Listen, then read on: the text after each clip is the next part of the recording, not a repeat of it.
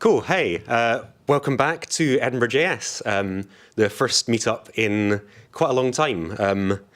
It's been a while. We're live streaming from the Bay Centre at Edinburgh University. So tonight we've got a couple of talks. We're live streaming on YouTube and we're gathering in Gathertown.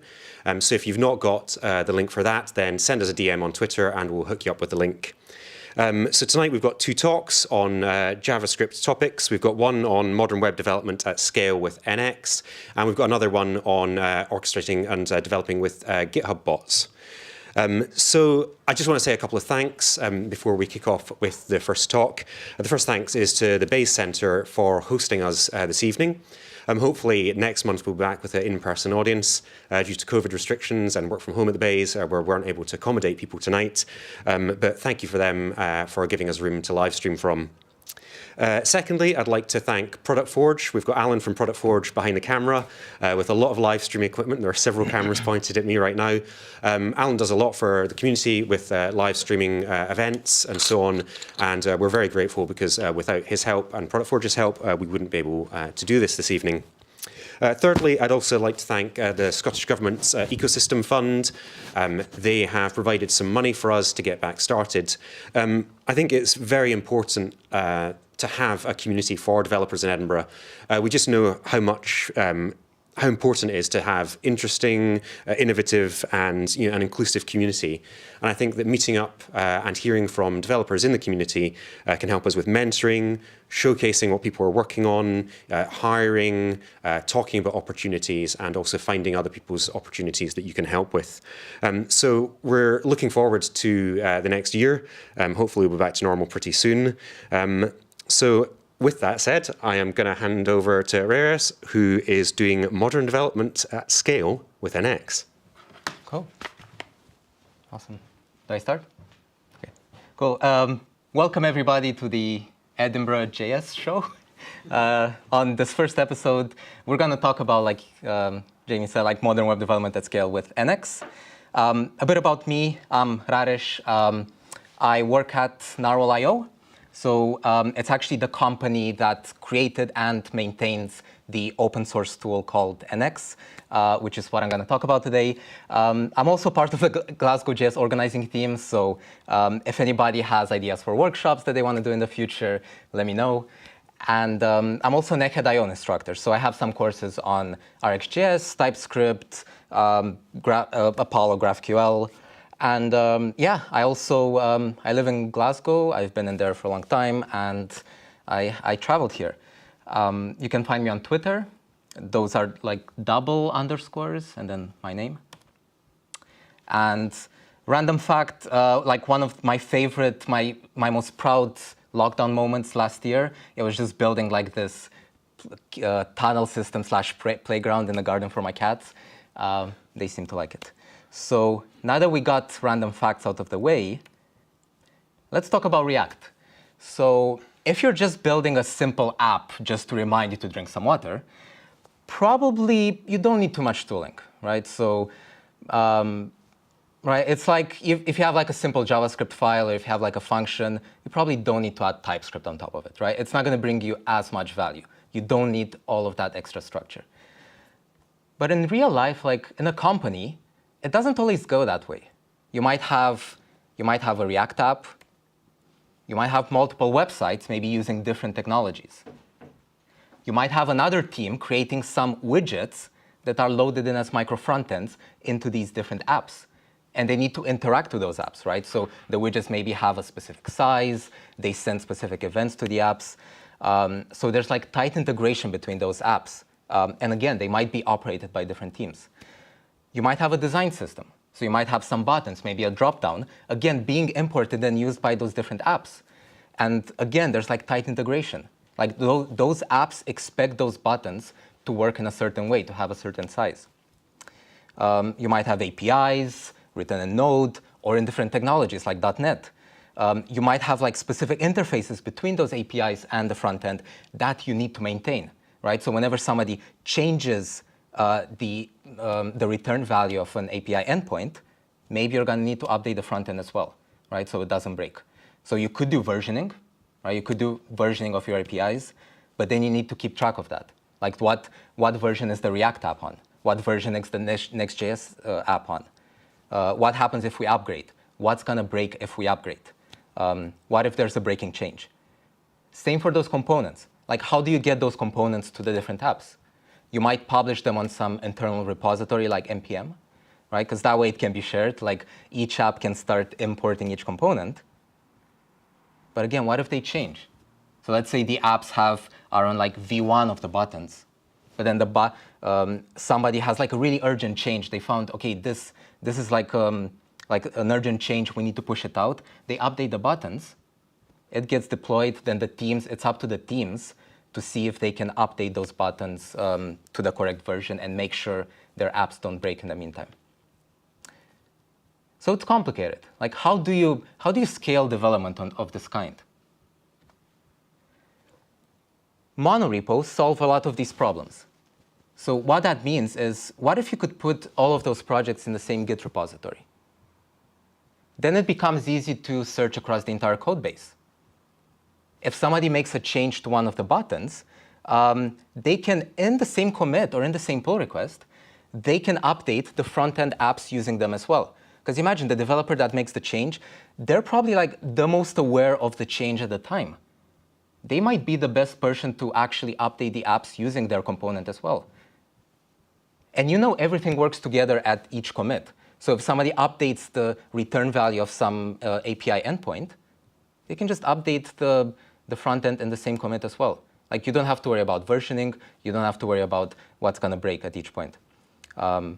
And again, you maximize developer mobility this way, because if everything is in the same repo, you might have consistent lint rules. You might have consistent like tsconfig like enabled rules. Prettier, you might have prettier in there. So you and everyone in the company can agree on the same set of standards. And then it's easy for developers to move between projects, especially because they're in the same repo. But so just a quick misconception, like monorepos, they're not a monolith, right? So you still have all of these different independent apps in the same Git repository, but you don't have to build them all at once. They're not part of the same app. They're not part of the same deployable. You can just deploy them independently. An analogy I like to use is it's like a warehouse for your code. So you still have like all these different packages in there that you can move them, you can work on them independently, you can have different teams working on them independently of each other, deploying them at different times. But when you have everything together in the same warehouse, you can start implementing some very efficient processes, as we'll see. But when you dump all these developers like in the same repo, like all of these projects, all of these developers at the same time, it can get a bit messy if you don't have structure in there. It can get messy really fast. So how do you add structure? Like how do you scale development in a monorepo? Let's take a step back and start with create React app. So I have here just this is what you get when you instantiate a new React app. So you have like a public folder, a source folder with some components in there. And this is actually what I was building. So I'm trying to build like the best pizza ordering experience possible. And yeah, that's the master plan. And yeah, let's see how we can start from this and see if NX would help us. So we're going to start from a really simple app. We're not going to go all the way to the end. So when you're in a React repo, you can just run this command, create React app to NX. And at that point, we'll get something like this. So this is where the live demo starts. So we'll see. We're in uncharted territory. Mm-hmm. We'll see what's going to happen. Node modules, everything's going to break. We'll find out. So the moment we run that command, we get our app was just put into this apps folder. And by the way, if there are any comments, like if I need to make the font bigger or if it's not clear, let me know. But yeah, all of this got put into a project. And we'll see here at the root of the project, we get like a single just config, an NXJSON, like a single package.json file. So this is where we can store, for example, like all the same third-party dependencies, and a single ESLint JSON file. So this is what I was talking about, how we start getting these consistent configs for all of our apps, if we're going to need them. But let's just build our app. So when using the NX CLI, it's going to help you. So it's also a command runner or like a task orchestrator. So you can just type NX build and then the name of the app you want to build. And if I press that, it's going to start doing some work, right? So it's actually going to go through the create React scripts. It's going to go through the webpack config, and it's going to start doing all that work, right? So now it's finished. And if we look up here, we can see that it created a dist folder with some outputs in there. Cool. So that's how we know it worked. Let's delete this folder. Right? So let's see. OK, cool. It all went away. And now let's try to run the same command again. It finished instantly. It's like, why did that happen? Well, did it actually work, first of all? If we look in this, we can see that all of that same output reappeared again. So what happened? Well, NX, so we can see here at the end, there's a message. NX read the output from cache instead of running that command. So what is the cache? Well, NX keeps track of what commands you're running, in our case, a build, against which source code. In our case, apps and then all of my pizza app source code. And if nothing changes, so if you're running the same command against the same set of source code, it's just going to pull the previous results, the previous terminal results, and the previous build artifacts from the shared cache. Why do the work if you don't have to, if it's already been done before? And all of this, like if you're curious, like all of this is kept inside node modules. So you'll see here there's like an NX cache folder. And these are like hashes. So NX tries to hash the command against the source code, and it tries to generate a hash for that specific command. Cool. So we can see that already, even if we're just using a single app, NX is starting to become useful. So it's starting to keep track of our commands. And occasionally, we might get these quick, like instant surprises. But it really starts to become useful once we start looking at the plugins. So I've installed this VS Code extension called NX Console. And there are lots of things here. Like I can run the build from here. Like it helps you not worry about terminal commands if you don't need to. But I have a button here called Generate. And a bunch of plugins appear here. So let's try and generate maybe a React library. Right, so I'll press that. And let's give the library a name, pizza UI elements. And let's make it not generate a default component yet. And I'm just going to run that. Right? And we get some files generated. Cool. We're going to look at what happened in a bit. Now that we generated the library, you can also generate things and use plugins via the console. So I can do nx-generate, and I can look at the React plugins, and I'll say, hey, generate me a component. So I'll generate the pizza button component, and I want to generate it in my new pizza. Let me see if I can close this. Pizza UI elements project, and I'll make it exportable. Cool. So that generated some more files for me. Let's actually look at what happened now. So I can see that inside my libs folder, I have something new in there. So I have my new library, pizza UI elements. And you can look at this libs folder as kind of like your local NPM. So it's like NPM, but local to your workspace. And it's easily accessible by all the teams. You can quickly extract and put things in there. And it generated some tsconfig. It generated an ESLint JSON file for that lib. So much so it has its own lint config and just config, that now, if I want, I can just use nx to lint my new lib. So that's going to start linting on it. I can see all the files past linting. And again, if I run it again, it's just going to pull the results from the cache. So caching applies to all the commands in the workspace, regardless of what I'm targeting. So let's see what's in here. Well, it also generated, so I'll close the terminal, it generated the default component for me using the name I specified. I said I wanted a pizza button. I got a pizza button. It also generated some default spec files. So these are like tests that we can run using Jest. And we can see that it's using modern tooling, like the React testing library. And it's already prepared using my pizza button. So it imported my pizza button, and it knows what it's called. It knows that I might want to write tests for it. And it prepared the test for me so I can get going. And again, using this, same as before, I can do nx test pizza UI elements. And that's going to start running my tests for me. So we can see that we're already kind of getting guided towards best practices and encouraging developers to make good abstractions, create components, and write tests for their components. And the most important thing about libraries is that they are units of code, and you can tightly control what people can access from them. It's kind of like npm libs, where you have you might have public APIs. So in here, inside this index.ts file, right now we're just exporting the pizza button. But I might have more private components inside this lib that maybe I don't want other teams to access. So this is really useful because it encourages you to have maybe you have the freedom to maintain this lib however way you like, and then just expose whatever you want from it. So let's actually use this. I'll go and I'll open up my apps folder, and I'll open up my app tsx, and let's see. Let's go down to my order pizza button. I'll extract it out, and let's go back to my button. I'll replace it in here. I'll save it, and let's quickly add some props. So I want to track if it's disabled or not.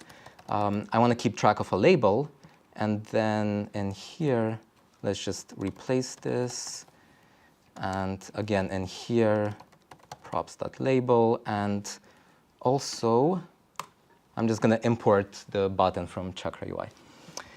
Awesome. So now if I want to use my new button, let me quickly, OK. I can just go at the top,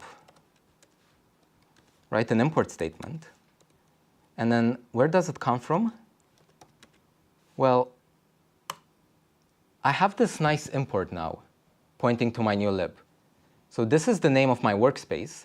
And it kind of tries to mimic what you would see on NPM. So if you try to load, for example, like the Chakra UI, it's also scoped to some place in node modules. And this is trying to mimic that same experience, but with our local libs, just in case you want to publish the component later. So again, and here's where we can control. So remember what we exported from that index.ts file? This is where you can access all of those exports inside here. So nice. So now I can use that, and I can just, down here, I can start using it. And let me just populate something in here. And I also have a label. I'll call it order pizza.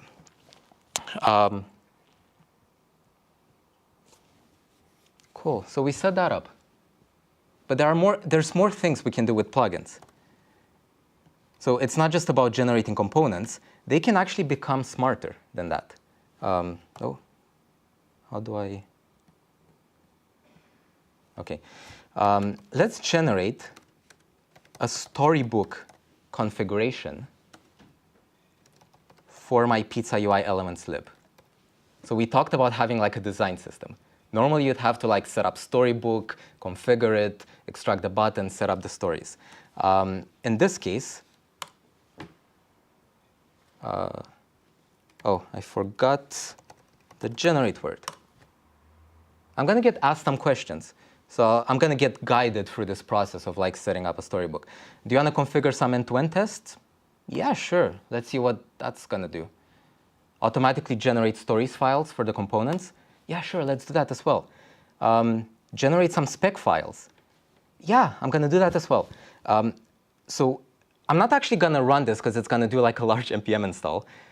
But I already have like a storybook branch checked out. Wait, sorry, let me clear this.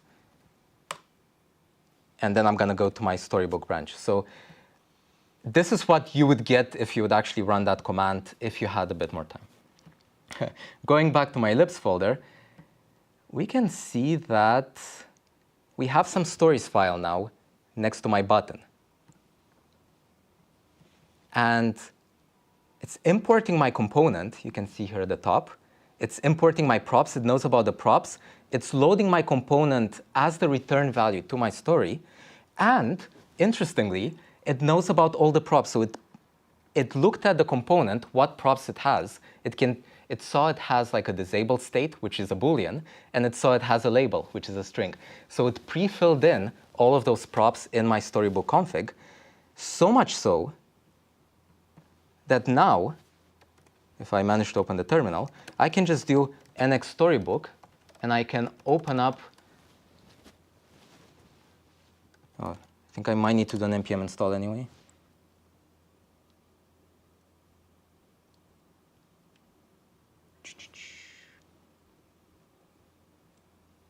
I think it's npm 8, so it's going to be a bit quicker.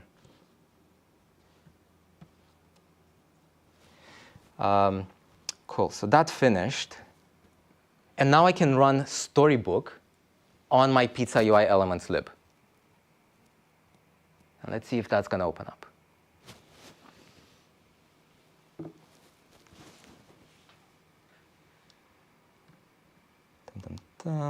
It's doing something. Yes. OK. It's working. So now I can access this link. And I don't know. I'll try to make this bigger. But we have a storybook instance for my button. And I can say, I can start playing around with it. I can mark it disabled or not. I can independently test this, or I can ship it to other developers so they can see what shared components are available inside the company. And I did this quickly with just a single generator. Let's see what else it generated. So I'm going to stop this. And if we look up in the apps folder, there's an end-to-end app in here. This is a full Cypress app already connected to my pizza UI elements lib with a test file already prepared for my pizza button. So you can see that, yeah, I have a test ready, and even like the Cypress URL, it connected like, hey, you probably want some args, like the disabled attribute, you want to initialize it to false, and then you also have the label. So it pre-filled in my props again right at the top with this. So now I can just do Cypress tests and test my component like live in the browser. So developers are already kind of getting guided to these good practices using modern tooling. And you can disable this. So when you generate a storybook config, your team is free to configure like, oh, do you want Cypress suites? Maybe you don't want to use Cypress, maybe you want to use something else. But you have these plugins if you want to hand them over to your developers. And there are a lot more. So these are not just the only plugins. Like if I do NX list, you can see here like the full, it's hard to read right now, but I'll point out one maybe. So you have like the full list of, so you can, if you want to build like Shopify apps, there are plugins for that. Let's see, there's one for Spring Boot, there's one for Go. So you don't need to use TypeScript. If you want to have like Go projects inside your monorepo, you can do that. It's a bit more advanced. You need to do some configuration and load some plugins, but you can do that if you want. So you can configure it. Because NX like stays about like it's a task runner and it doesn't really care about what tasks you're running. It just needs to know, okay, hey, you want to run these tasks. Cool. So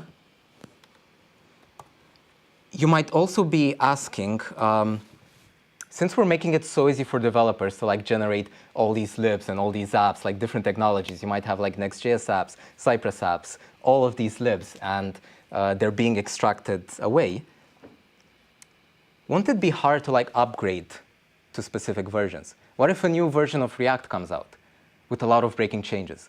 How much of a pain would it be like to have to go through each file and just upgrade everything?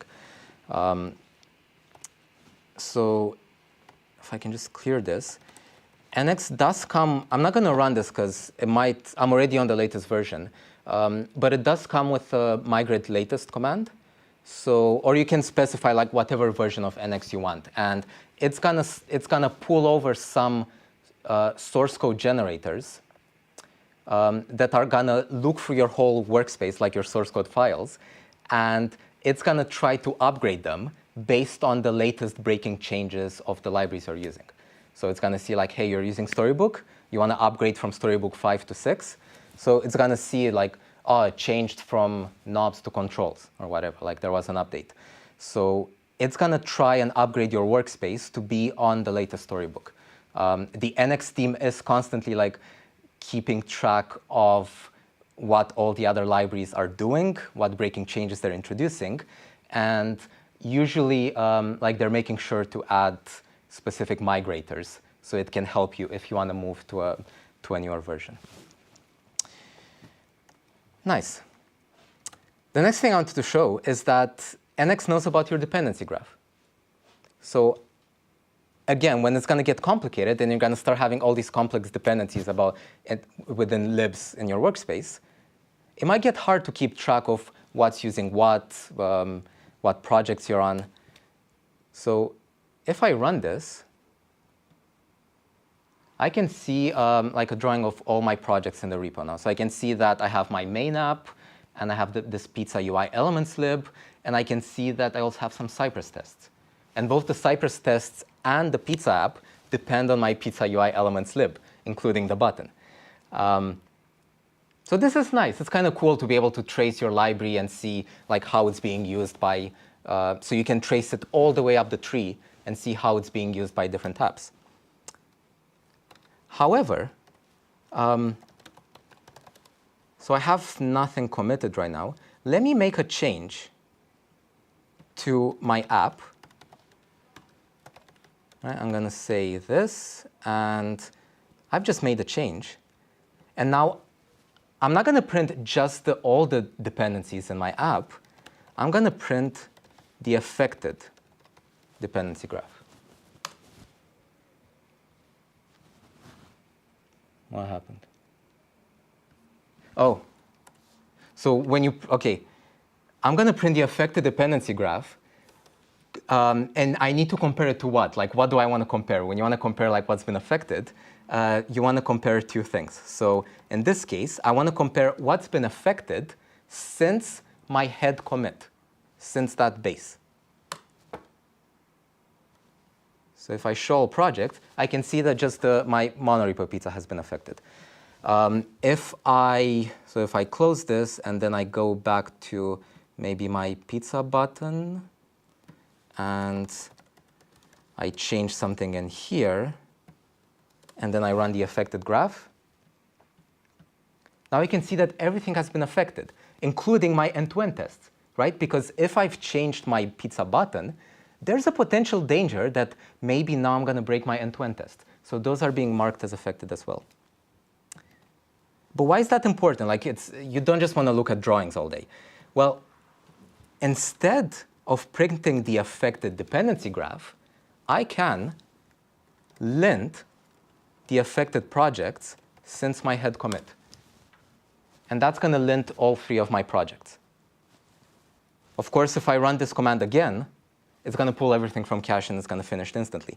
I can also test all my affected projects. And because only these 2 projects have test configured for them, it's only going to test those. So imagine if I create a ci.yaml file, imagine configuring your CI with something like this. So you can say nx affected test. And when you make a pull request, you only care about the changes that have happened compared to the main branch. So I can say test only the things that have changed since compared to the main branch. I can lint the same thing. I can build only the projects that have changed. And this is usually how complex it's going to get. I've worked on some big projects where this is usually like the most config you need on your CI. And it adds scalability superpowers to your project, because the time your CI takes, ideally, should be proportional to the size of your change you make in your PR. And this is a really good way to do that and to make sure that your project scales. And we talked about caching. So caching is great because it helps you get like these, like it remembers like what commands you're running, and if you ever run them again, like it instantly pulls them from the cache. But it's only local to your laptop. While when you're working in a big team, you have like all these colleagues, developers, you have CI, you have your CI system that continuously tests and lints and maybe builds each commit that goes into your main branch. So it could continuously generate cache hits for everyone in the team. Let's use the nxCloud plugin to initialize distributed computation caching. So that's it. Like, I've now enabled distributed computation caching in my workspace.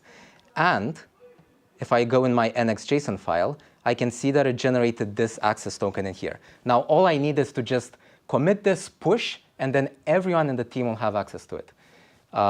And you can start sharing this cache between everybody in the team. Cool.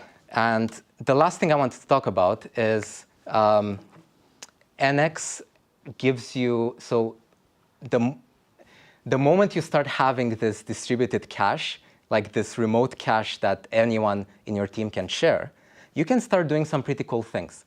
So things like affected and caching only help you for the average use case, right? So they help you not do unnecessary work that you don't have to.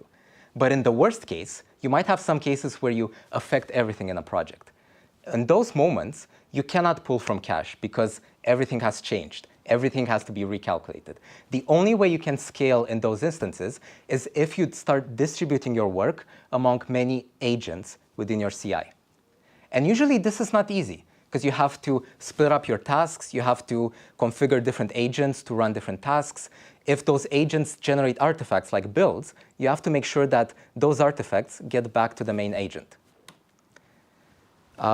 Using nxCloud, you can, so this is how you would configure your CI normally on a single agent if you wanted to run everything on a single agent. This is how you would add distributed computation caching. So you have like your main agent at the top, so you just add an environment variable, and you tell it to start the CI run, and then you just tell it, these are the commands I want to run in a single place. And then you configure your this is like an agent template. And then you can start creating unlimited agents. Like, it's up to you. You can just create more and more agents. And in the background, when it's time to run that command, instead of actually running it on the main agent, it's going to get sent through to NX Cloud. And NX Cloud will start orchestrating all of those different commands it receives from the main agent and start to distribute them optimally to the different agents to make sure everything is optimized to the max. And the cool thing is, once those agents finish running like a specific task, if there's any outputs, like test results or build artifacts, they're going to get sent back up to the main agent. So you can do things like, if you want to deploy your app, you can do that. If you want to send test results to Sonar, for example, you can have tasks like that up on your main agent. And even though it didn't run any of those, like it didn't actually do the work, it would still look like it did, right? It would still be as if your main agent did all of that work. So that's a common pattern with NX. Like, it does try to stay out of your way as much as possible. So yeah, as you start using NX, you might see that it's like a set of building blocks that kind of materialized from actual needs, actual problems that different teams faced while building, while trying to scale up their development. And there are lots of these building blocks which I haven't mentioned today. So yeah, give it a try. It's at nx.dev. It's open source. It's free. And yeah, if you have any questions, let me know on Twitter. I'm happy to talk. So yeah, thank you. Cool. So thank you very much. That was a great little round of applause for the few people we got in the room. Absolutely fantastic. I think it's really interesting to see JavaScript tooling of different sorts. And I think tools have come on so much in the last few years. And it really is quite a powerful thing for teams to have that kind of that tool in front of them. So we're just going to take a quick break whilst we switch over into the next presentation. So we'll be back in about 5 minutes. So please do stay tuned or join our Gather Town for some networking. And we'll be back with talk about GitHub bot creation. So stay tuned for that. Cool. Thank you.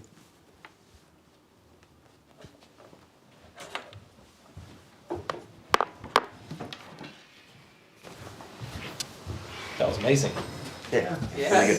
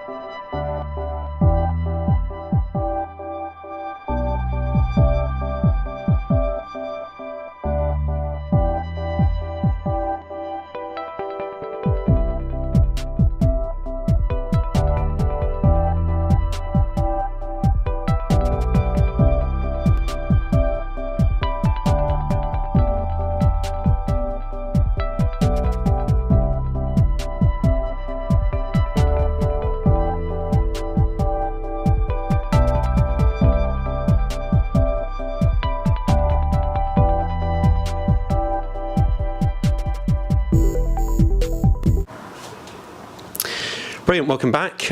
We have got a second talk lined up for you. Just before we do that talk, I would like to say if you are interested in giving a talk at Edinburgh JS, we are on the third Thursday of every month over the next year in 2022 at the Base Centre. So if you've got a particular JavaScript topic you want to talk about, shoot us a DM on Twitter and we'll be happy to host. We're interested in all levels, so maybe you've got a cool side project you're working on, maybe you have got something you built in non-standard framework that you want to showcase. Any level from beginner to advanced, we'd be happy to hear it. We want to build a community that has something for everyone, so please do get in touch if that sounds like something you want to do. So without further ado, I'm going to hand over to Daniel, who is going to talk about building bots with GitHub's Probot framework. Hello. Thank you so much. Thanks for having me at Edinburgh JS. I'm Daniel. You can find me on Twitter at DJ Grant with just one underscore, unlike Raresh. And it's after the name. And I don't have a fancy slide with cats. Okay. What am I going to do here? I'm going to sit it just there for a second. Okay, am I rustling? Yeah. Okay, just yell at this thing. Yeah, sorry. Just carry on. Okay. Yeah, just keep. Hi, I'm Daniel. Thanks for coming to Edinburgh JS and joining this live stream. I'm sure you had other things to do, so glad you're here. This is me. I'm talking about GitHub and building bots. Okay, so GitHub apps, as they are formally called, what do? So there's three broad categories that they fit into. First of all, you can use a GitHub app to identify and authorize a user. In other words, if you don't want to build your own auth flow, you can use a platform that everyone has an account on, or every developer has an account on, such as GitHub. Secondly, a GitHub app can respond to events that are happening within GitHub. For example, someone raises a pull request, or someone merges a pull request, or someone raises an issue, or some code is deployed. A GitHub app can listen to those events and take some action. Finally, a GitHub app can also act on behalf of the user. And I'm going to pause there momentarily while Alan just hooks me up with a new mic. Could you drop that down the front of you? Yeah, of course. Sorry about that. While I'm doing this, just going to say, Mum, if you're watching, hi. keep going. Oh, keep going. All the way down. Right, sorry, don't mind, mate. Hey. I did actually share the link on our WhatsApp family group. Okay, do we need to do a sound check, or do I just straight back into it? Straight back into it, I think. Okay, yeah, so third category. So first of all, we can use GitHub apps to log people in and have some kind of access to their identity and to know that they are who they say they are when they're using our services. They can respond to events on the repo, and also a GitHub app can act as if it was you, the user, so do things on your behalf. So the plan for this talk is to try and get through at least three of these points. So first of all, I want to give you like a high-level overview of the architecture of a GitHub app. I find I want to give you the talk that would have been useful to me 2 weeks ago when I started the project I've been working on. Secondly, I'll talk a bit about going into the weeds of how development looks with the Probot framework. Then it gets really exciting. I want to talk about authorization flows. There's many ways to authorize on GitHub, and they're all fun. And finally, if we have time, then talk a bit about how we can extend Probot to do some more kind of quirky use cases. Okay, so the first, let's start with a flow and architecture that we'll all be familiar with. The user comes to your website, they send a request to your server receives the request, and it sends a response. And there'll be different files or file paths on the server. So there may be / for the home page and /about for another page, and /API for some API endpoints and so on. So we're all familiar with that kind of workflow. Now, a GitHub app can kind of fit into this workflow where a user makes a request to you on your server, and you then forward that request, that intent, to GitHub by using their API. So let's think of this kind of architecture as forwarding actions.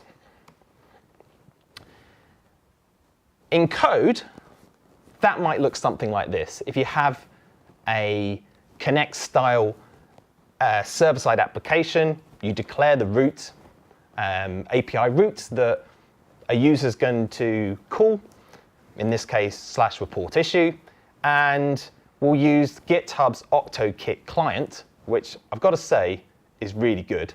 And if you're using TypeScript, it's very impressive how well implemented that is. You can use their OctoKit client to interact with the GitHub API and do something on behalf of the user. In this case, we'll create an issue, and then we'll send a response back to the client to say, yeah, that issue was created. The more common flow, I suppose, with a GitHub app is a server-to-server interaction. And this is where you're replying to events that happened on GitHub. So, like I said, a user raises an issue, and we want to then send a reply if some text was mentioned in that issue.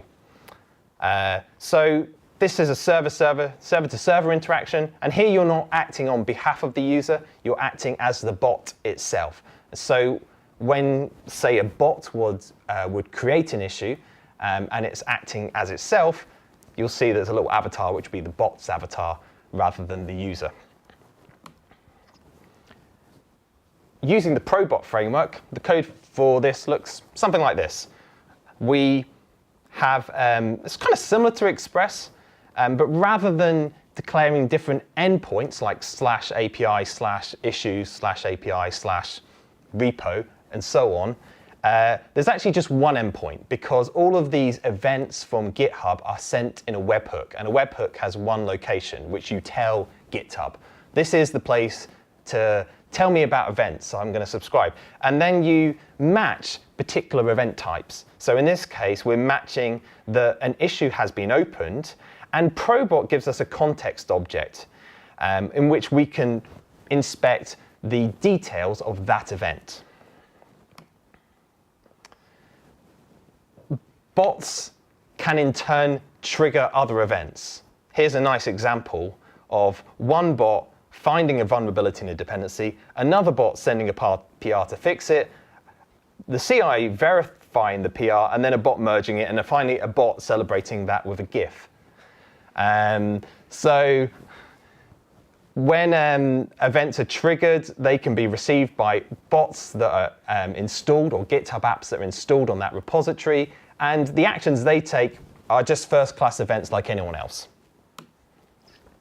Now, developing with Probot, I think after Rarish's live coding demo, I feel sort of reluctant to even try to join in on that, but let's have a quick go. I won't go too far with this.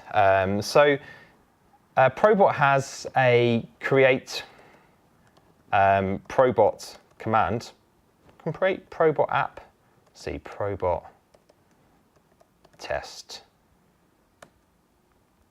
And OK, cool. So it asks some questions about our app, and we just say yes, yes, yes, yes, yes. And then it's going to install a bunch of dependencies for us. Oh, we can choose what kind of app. There's not loads of options. This isn't like NX level option utopia. But I'll go for the basic TypeScript app, and it will download the dependencies to do this, and it will create a repo for us. So while that's happening, I'm going to switch back to my slides and prime you for auth flows. OK, so that's what's coming up next. Still installing. Let me just show you a wee bit of code. So here is a Probot application, which is running in a TypeScript project. So if I want to listen to a particular event, I can use the app object, and I'll say app on, and then as you can see, the type definitions are fantastic. I can look through all the events that are available. Let's just find issue.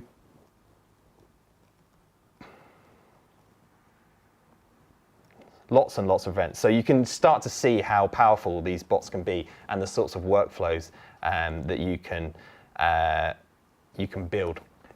Let's go for issue closed. And I'm going to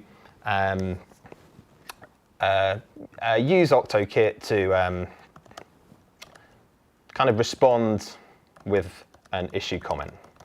Okay, so I'm doing this because I recently installed GitHub Copilot, and it always fascinates me what kind of code it comes up with and whether it makes any sense or not. So yeah, I mean, that basically looks fairly correct. That's wrong. It should be OctoKit.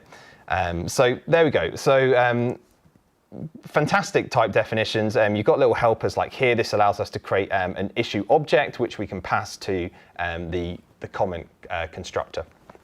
And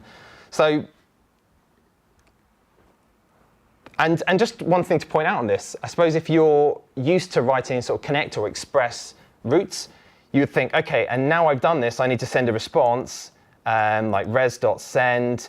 But no, because this is a webhook, you receive the webhook, you can ignore it, you can do something. It's not waiting for you to get back to it. Okay, so we've got our Probot app.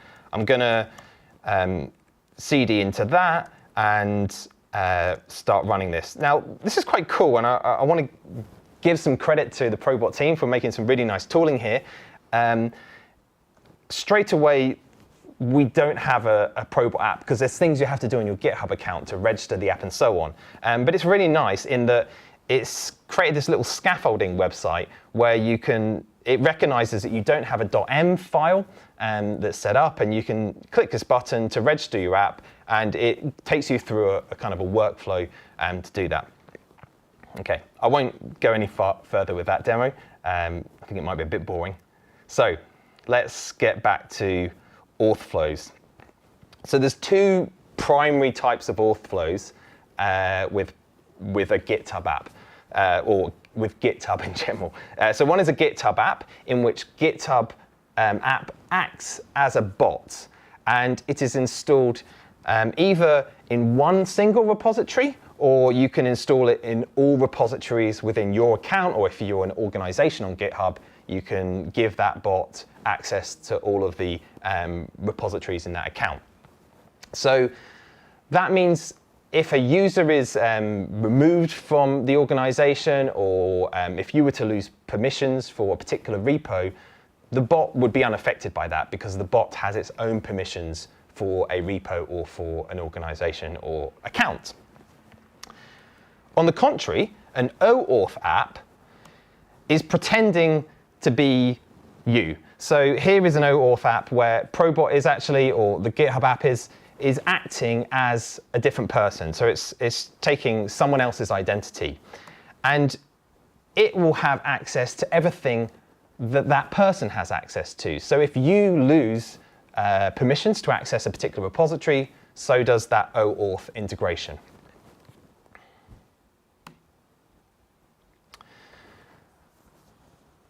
Probot lives on your server. So I think it's not immediately clear when you start developing a bot, where's this bot going to live? Because you register a GitHub app in GitHub, and it's the same kind of principle with Slack if you're doing Slack apps and all other kind of bot integrations, that you have to register app. And it gives you the impression, oh, maybe they're hosting this on their hardware. But you need to have a server that can listen to webhooks.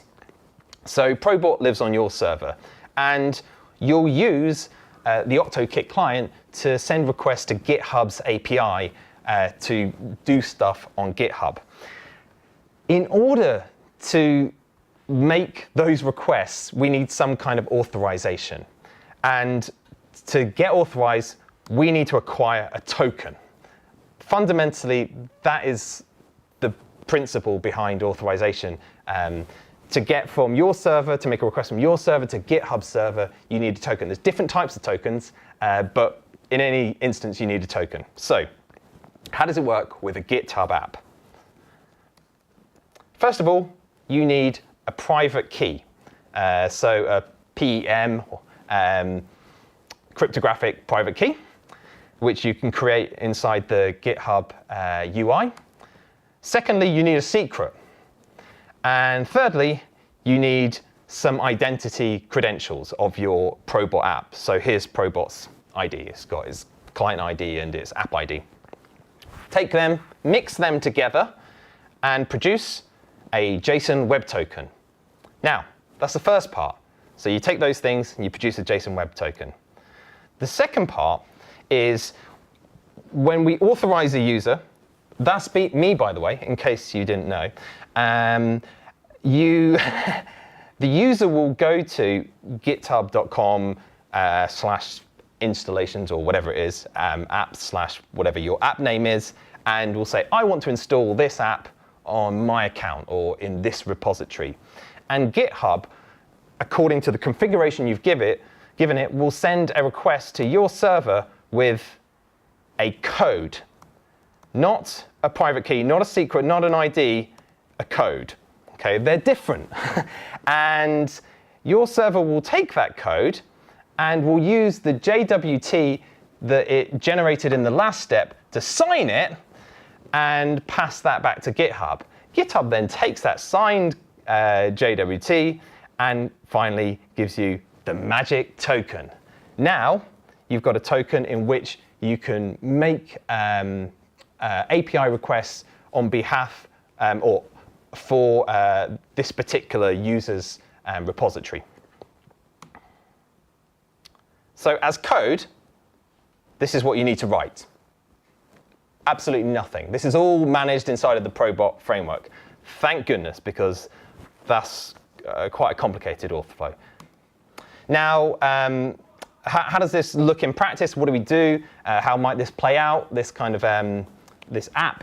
So I then am on my repository and I decide to merge a pull request.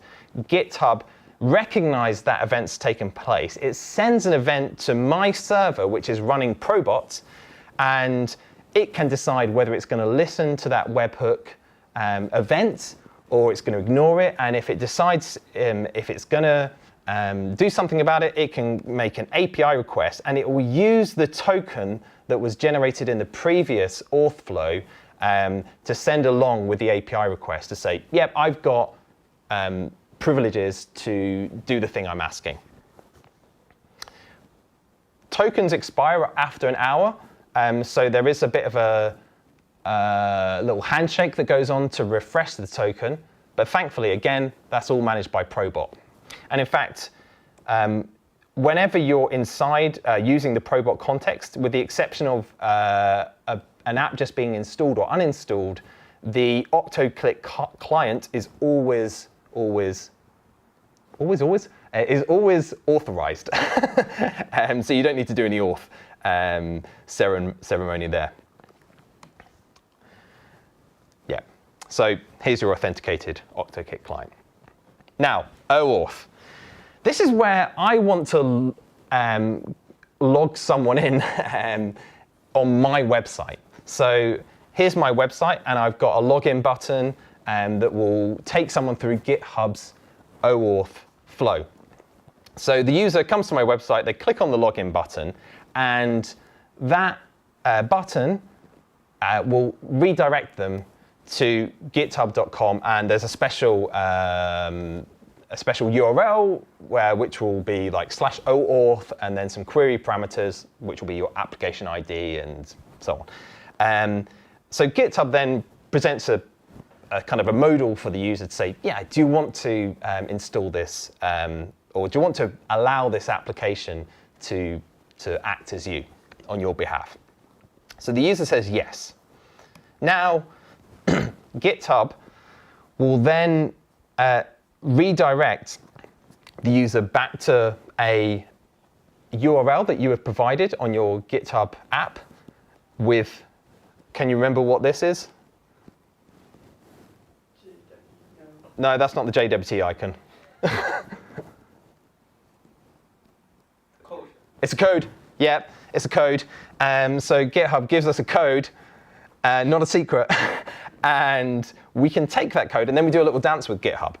So we send off to github.com our app ID, a secret, and the code that they gave us in this OAuth flow, and it sends us back a token.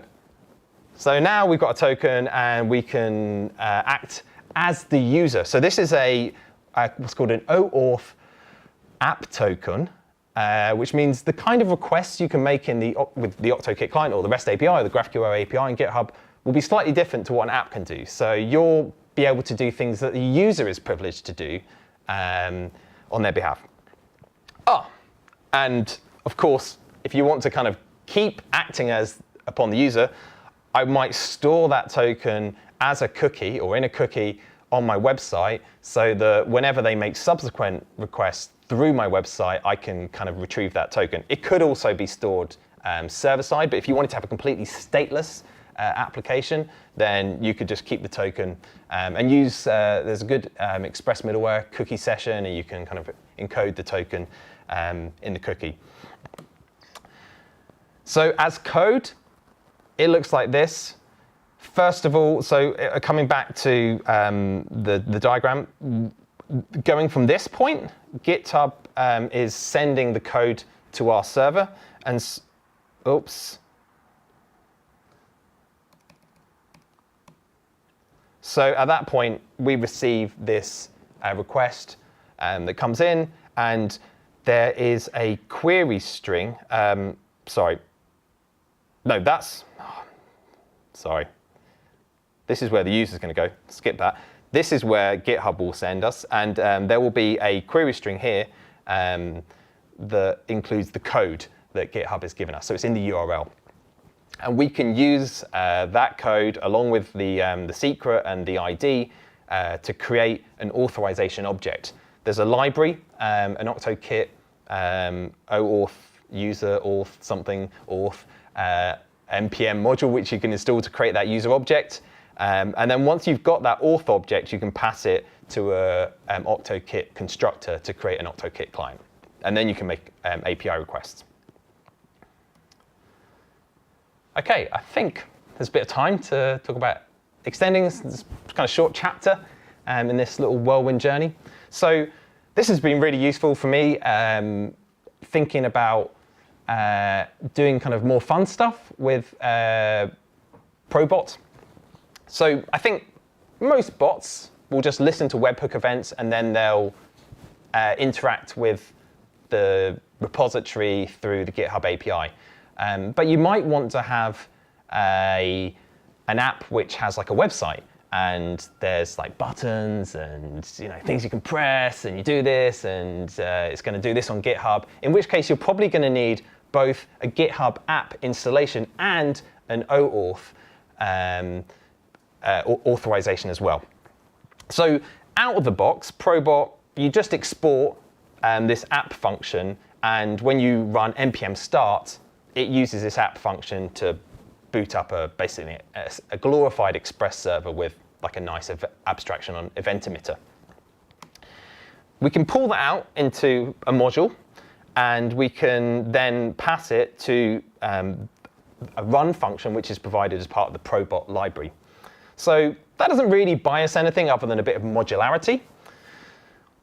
If we want to break this up further, we can turn our ProBot instance into Node middleware. And now it's getting more interesting, because then our ProBot app is running as part of a normal Express or Connect style server.